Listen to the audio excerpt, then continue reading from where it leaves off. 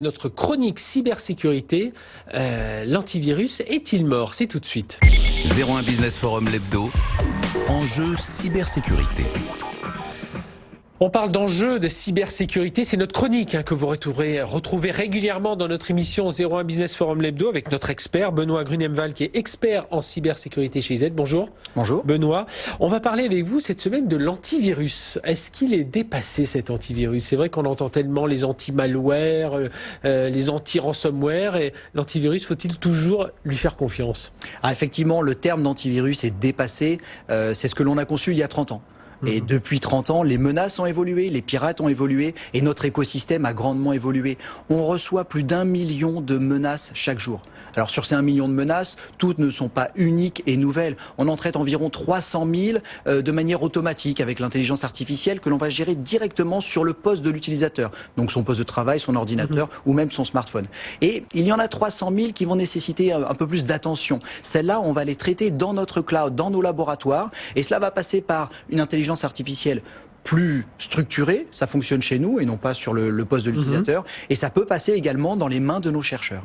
Alors aujourd'hui, ça veut dire qu'un antivirus, voilà, il a complètement, vous venez de nous en donner l'exemple, il s'est complètement transformé cet antivirus. Complètement, on parle de suite de sécurité parce que avant, quand on parlait d'antivirus, on avait affaire à des menaces, on mettait des disquettes, on avait assez peu de réseau, il n'y avait pas Internet, ou s'il y avait un réseau, il était local. Aujourd'hui, tout est connecté, notre téléphone portable est connecté, notre voiture est connectée, et dans cette chaîne, le maillon le plus faible représente l'intégralité de la sécurité de la chaîne. Alors c'est quoi ces quatre piliers alors Alors on voit 4 piliers effectivement la première, c'est une technologie multicouche, c'est-à-dire qu'avant d'arriver au cœur du système, il faut mettre plusieurs remparts qui vont éviter à ce que les menaces n'atteignent le cœur du système. Ensuite, il y a l'intelligence artificielle. Forcément, on travaille sur l'intelligence artificielle depuis 1998. C'est intégré dans nos logiciels.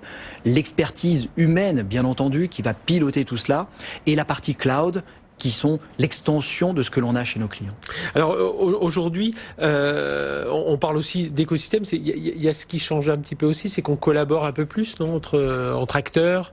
Et même entre les entreprises? Bien entendu, c'est une ouverture. On bénéficie à la fois du cloud, mais on bénéficie également des recherches et des avancées technologiques de chacun. Par exemple, l'intelligence artificielle ne peut pas être menée uniquement par des chercheurs spécialistes en menaces. Il faut utiliser des spécialistes dans l'intelligence artificielle.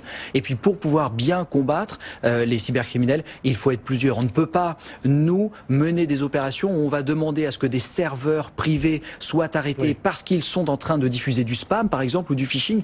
Nous n'avons pas cette autorité-là. Donc on va travailler avec Europol, on va travailler avec toute entité, quel que soit c'est l'ANSSI qui conseille cette collaboration, de dire tiens, quand une banque est attaquée, qu'elle donne l'information à tous les acteurs de l'écosystème qui puissent eux-mêmes réagir. Alors comment on se protège des attaques comportementales? Alors il y a un terme qui s'appelle EDR, c'est Endpoint Detection and Response.